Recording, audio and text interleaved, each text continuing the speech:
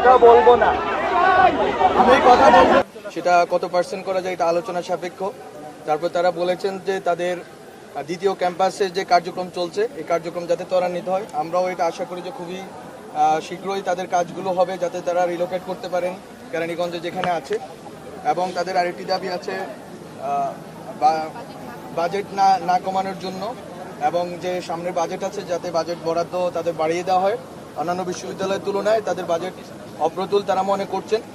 তো আমরা মনে করি সরকার এই জিনিসগুলো সুনজরে দেখবেন, এবং শিক্ষা মন্ত্রণালয় আছে, অর্থ মন্ত্রণালয় আছে, প্রধান উপদেষ্টার কার্যালয় আছে, অনেকগুলো যেহেতু মিনিস্ট্রি রিলেটেড এই ক্ষেত্রে, এবং ইউজিসি আছে। ফলত আমরা মনে করি যে ইন্টার মিনিস্ট্রিয়াল এবং এদের মধ্যকার সমন্বয় করে আমাদেরকে সিদ্ধান্তে আসতে হবে। তারা বলার চেষ্টা করেছেন যে প্রধান উপদেষ্টার সাথে তারা দেখা করতে চান। আশা করি আমাদের এখানে প্রধান উপদেষ্টার এপিএস আছেন, আমরা আশা করি যে দ্রুতই প্রধান উপদেষ্টার সাথে জগন্নাথ বিশ্ববিদ্যালয়ের প্রশাসন এবং স্টেক হোল্ডারদের সাথে বসার সম্ভাবনা তৈরি হবে এবং দ্রুতই এই সমস্যার সমাধান হবে। আমি শুধু দুঃখ জানাতে চাই যে এরা আমাদের সাথে আন্দোলন করেছেন, কিন্তু আমি মনে করি যে যারা আন্দোলন করেছেন জুলাইয়ের গণ অভ্যুত্থানে তারা আমার উপর হামলা করেনি, হামলা করেছে যারা এই আন্দোলনের নামে স্যাবোটেজ করতে চেয়েছেন। প্রথম থেকে কথা ছিল গতকালকে রাত্রে আজকে আমার সাথে তাদের মিটিং হবে, সেই মিটিং তারা করেননি। কথা ছিল আগামীকাল সকালে শিক্ষা উপদেষ্টার সাথে তাদের মিটিং হবে, সেই মিটিং তারা করেননি। বরং তারা তাদের কাছ থেকে ন্যায্য মনে করেছেন, তারা এখানে এতটুকুতে চলে এসেছেন। আমরা শুধু এতটুকু বলতে চাই, আজকে থেকে যমুনা চল চল যাই যমুনায় চল চল যাই যমুনায় যাই এই রাজনীতি, এই মুভমেন্ট আমরা আর হতে দিব না। আমরা এই ক্ষেত্রে স্ট্রিক্ট ভূমিকায় অবতীর্ণ হব, যথেষ্ট হয়েছে।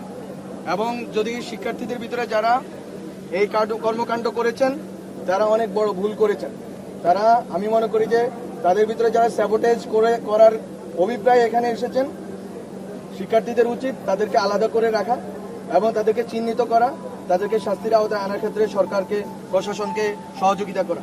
কারণ একটি যদি সঠিক দাবি হয়ে থাকে, এই দাবিটার ন্যায্যতা আমরা অস্বীকার করছি না, কিন্তু আপনাদের দাবি এবং আপনাদের উপরে আজকে যে পুলিশের যেই অবস্থান, এই অবস্থানকে আপনারা ন্যায্যতা দিলেন আপনাদের অপকর্মের মাধ্যমে, এটা আপনাদের করা উচিত হয়নি।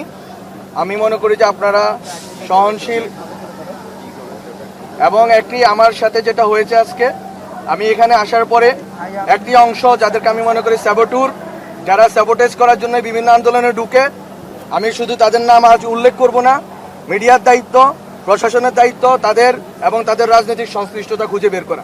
আমি বলবো না, আপনারা খুঁজে বের করুন, দেখবেন একটি গ্রুপকে পাওয়া যাবে এবং তাদের যেই নির্দিষ্টভাবে একজন ব্যক্তির প্রতি যে হিংসা গত 8 মাস ধরে রয়েছে এবং তাদের যেই হিংস্রতা অনলাইনে দেখা যায়, তারা আজকে এখানে এটা করেছেন। আমি জানি না, আমি শুধু আমার সন্দেহ জানিয়ে রাখলাম। প্রশাসনের দায়িত্ব, মিডিয়ার দায়িত্ব এটাকে খুঁজে বের করা এবং এখানে বিভিন্ন আন্দোলনে যারা স্যাবোটেজ করবেন তাদের ব্যাপারে সাধারণ ছাত্রদেরকে বলতে চাই, স্যাবোটেজকারীদেরকে আলাদা করেন। আপনাদের ন্যায্য দাবি সরকার শুনতে রাজি। আমি গতকালকে রাত্রেও মিটিংয়ের জন্য রাজি ছিলাম। আজকে রাত্রে আমার সাথে 9টায় মিটিং হওয়ার কথা ছিল, আগামীকাল সকালে মিটিং হওয়ার কথা ছিল। কিভাবে হুট করে এই মিছিলটা সেই পুরান ঢাকা থেকে কাকরাইল পর্যন্ত এসে পৌঁছেছে আমরা জানি না। আমি আইন শৃঙ্খলা বাহিনীকে বলতে চাই যে শিক্ষক এবং শিক্ষার্থীরা যখন আন্দোলন করবেন আপনারা অবশ্যই তাদের সাথে প্রথমে ডায়ালগ করার চেষ্টা করবেন, প্রথমে সংলাপের চেষ্টা করবেন, প্রথমে কোনোভাবে ফোর্স ইউজ করবেন না। এটা আমাদের একটা ট্রমা, আমরা যারা অভ্যুত্থানে অংশ নিয়েছি। আমি মনে করি যে আপনাদেরকে প্রতিটা পদে পদে তাদের যারা নেতৃবর্গ আছে, আজকে শিক্ষকরা ছিলেন ওখানকার, যদি আমি দেখলাম আজকে শিক্ষকরা ওদের কাছে পরাজিত হয়েছে এবং শিক্ষকরা তাদের কাছে অসহায়, শিক্ষকদের কোনো নৈতিক মোরাল অথরিটি তাদের উপরে নাই, এটা আমার জন্য দেখাটা দুঃখজনক ছিল। কিন্তু তারপরেও ওনারা আমাদের শিক্ষক, তাদের প্রতি শ্রদ্ধা রেখেই বলবো আইন শৃঙ্খলা বাহিনীকে রিস্ট্রেন্ট রাখতে হবে। তাদেরকে কোনোভাবে যেভাবে আমি শুনেছি কয়েকজন শিক্ষকও এই ঘটনার কারণে আহত হয়েছেন, আমি দুঃখ প্রকাশ করছি শিক্ষকদের কাছে। শিক্ষার্থীদেরকে বলবো আন্দোলনের ক্ষেত্রে আপনারা আগে যে কোনো আন্দোলনের ক্ষেত্রে, যে কোনো ন্যায্য আন্দোলনে সরকার শুনতে রাজি আছে, বসতে রাজি আছে, কথা বলতে রাজি আছে। আমি এখানে আপনারা মিডিয়ার লাইন দাঁড় করিয়েছেন, আমি কিন্তু 30 মিটার দূরে গিয়ে তাদের সামনে গিয়ে কথা বলতে চেয়েছি। তারা কিন্তু এটার মর্যাদা রক্ষা করতে পারেনি, সেটা তারা করতে পারেনি। তারা হয়তো বুঝতে পারবে আশা করি। কিন্তু আমার কথা হচ্ছে আমরা বসতে চাই, আমরা এই অ্যাটিটিউডটা দেখাতে চাই যে এই সরকার সবার কথা শুনে এবং শুনে যেটা ন্যায্য মনে করে সেটা করার জন্য চেষ্টা করে, সর্বত চেষ্টা করে। এবং আপনাদের যে কোনো আন্দোলন দাবি এক্ষেত্রে আইন শৃঙ্খলা বাহিনীকে রেস্ট্রেন্ট রাখতে হবে এবং যারা দাবি দেওয়া আদায়ের জন্য নামবেন তাদেরকে শুরুতেই শাহবাগে, কাকরাইলে, যমুনায় নেমে না পড়ে চেষ্টা করবেন যে অথরিটি আছে তাদের সাথে আগে কথা বলার জন্য। এই কথা বলার ডায়ালগের সংলাপের মাধ্যমে আমি মনে করি যে আপনাদের অনেক সমস্যার সমাধান হবে এবং অন্তর্বর্তীকালীন সরকার যেহেতু গণ অভ্যুত্থানের ন্যায্যতার ভিত্তিতে সরকার, জনগণের কথা শুনাই তার কাজ, জনগণের কথা বিশেষ করে শিক্ষার্থীদের কথা অন্তর্বর্তীকালীন সরকার শুনবে।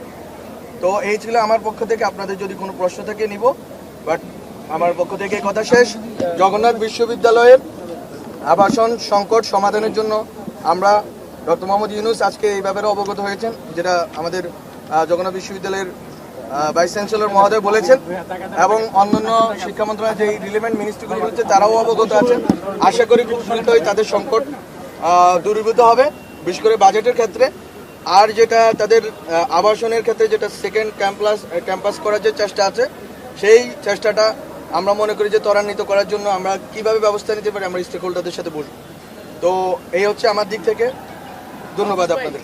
আজকে পুলিশ জগন্নাথ বিশ্ববিদ্যালয়ের শিক্ষার্থীদের উপর হামলা চালিয়েছে বলে শিক্ষার্থীদের দাবি, তারা নতুন করে আরেকটি দফা যুক্ত করেছে যে ওই পুলিশ সদস্য বা অফিসার যারা ছিলেন তাদেরকে শাস্তির আওতায় আনতে হবে। এই বিষয়ে কোনো আলোচনা হয়েছে? না, আমরা বলেছি যে পুলিশ সদস্যদের ভিতরে যারা, আমি তো ওই কথা বলতে গেলাম, তারা হামলা করলো এবং তারা হামলা করে তাদের উপর হামলার ন্যায্যতা দিল। তারা যদি একজন সিটিং মিনিস্টারের উপর হামলা করতে পারে, তারা পুলিশের উপর কি করেছে এটা আমি বলতে চাই না।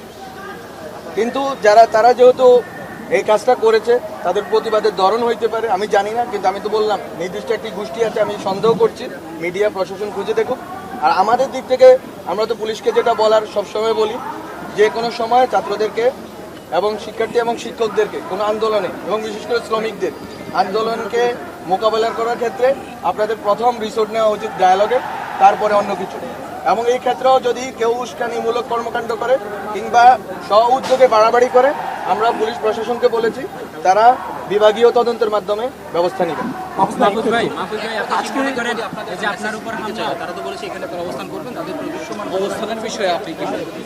তারা করতে পারবেন না, আমরা স্পষ্ট একটা রোডম্যাপ দিয়ে দিয়েছি।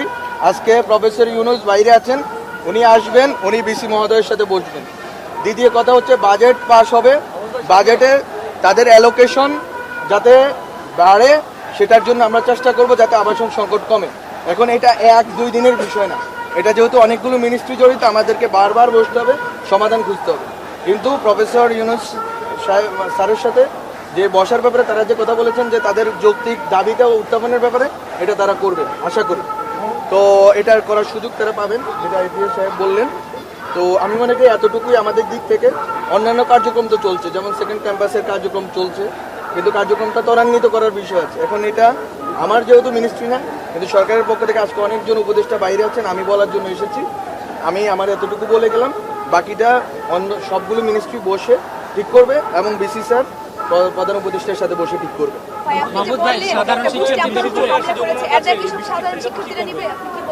না, সাধারণ শিক্ষার্থীদের থেকে আমি বলবো তাদের থেকে দূরে থাকার জন্য। আপনি কি মনে করেন আপনার উপর হামলার মাধ্যমে সাধারণ শিক্ষার্থীদের উপর পুলিশি হামলার কাফারা হয়েছে? না, আমি এটা মনে করি না।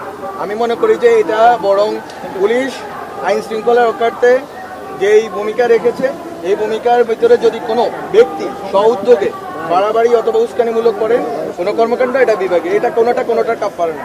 তারা তাদের কাজটা করেছেন, এটা তাদের শিক্ষকদের সামনে তারা এই কাজ করে তাদের শিক্ষকদেরকে অপমানিত করেছেন, নিজেদেরকে অপমানিত করেছেন, নিজেদের বিশ্ববিদ্যালয়কে অপমানিত করেছেন। আর কি বলবো? মাহফুজ ভাই, লাস্ট সেগুলো সমাধান হচ্ছে কিনা, এবং এরা বলছে যতক্ষণ পর্যন্ত আপনারা এখানে সমাধান না দিবেন রাজপথ ছাড়বে না, সেগুলো সমাধান হচ্ছে কিনা এদের প্রতি আপনাদের বার্তা? আমার বার্তা হচ্ছে সমাধান তো হবে। সমাধান দেওয়ার জন্য আমি রোডম্যাপ দিলাম যে 2টা মিটিং, একটা হচ্ছে ইন্টারমিনিস্ট্রিয়াল মিটিং হবে বিশ্ববিদ্যালয় প্রশাসনের সাথে রিলেভেন্ট মিনিস্ট্রিগুলোর, আর এটা হচ্ছে প্রধান উপদেষ্টার সাথে মিটিং হবে। এই রিলেভেন্ট মিনিস্ট্রি এবং ইউজিসি। মাহফুজ ভাই, আমি একটু আপনাকে মনে করি দিতে এটা হইলে আমি মনে করি যে একটা এই রোডম্যাপ অনুযায়ী চললে আশা করি একটা সমাধান হয়ে যাবে। মাহফুজ ভাই, সাবেক তথ্য উপদেষ্টা নাহিদ আলম, না। নাহিদ ইসলাম এরকম একটা আশ্বাস দিয়েছিলেন না, মাহফুজ তারা ভাই। যদি রাজপথ না ছাড়ে আমি মনে করি যে এটা তাদের জন্য এক ধরনের ভবিষ্যকারিতা হবে। আমাদের উচিত হচ্ছে যে আন্দোলন দাবিটা তো আমাদের কানে পৌঁছানো উচিত ছিল। আমরা তো এটা বললাম, আমরা কগনিজেন্সে নিলাম এবং প্রধান উপদেষ্টা এই বিষয়ে অবগত আছে, এই বিষয়টা দ্রুত সলভ হবে। আপনি তো বললেন যদি আজকে দাবি আদায় করে দেন, বাজেট তো পাস হবে জুলাই মাসে, আমি কি আজকে তার বাজেট বাড়িয়ে দেবো? পারবো না। মাহফুজ ভাই, সাবেক এই সংকটে তো আমি আজকে পারবো না, রাজপথে দাঁড়াতে পারবো না, আমাকে এটা খুব প্রসেস যেতে হবে। মাহফুজ ভাই, সাবেক আহ্বানটা হচ্ছে তারা যেন মন্ত্রী- শান্তিতে তাদের ক্যাম্পাসে বিরোধ যান। সাবেক উপদেষ্টা নাহিদ ইসলাম এরকম আমি আশ্বাস দিয়েছিলেন। আমার আহ্বান হচ্ছে তারা যেন শান্তিতে ফিরে যান এবং তারা যেন ফিরে গিয়ে তাদের যেই শিক্ষাগত কার্যক্রম আমাদের টিচাররা আছেন তারা যেন তাদেরকে নিয়ে যান ক্যাম্পাসে এবং তাদের এই দাবি দেওয়া যদি আদায় না হয় তারা আবার বলতে পারেন। কিন্তু আজকের জন্য তাদেরকে এটা আমরা বলতে চাই যে আমরা এটা কগনিজেন্সে নিয়েছি এবং আমরা এটা খুব দ্রুতই আমরা এটা সমাধানের জন্য চেষ্টা করব। অনেক ধন্যবাদ।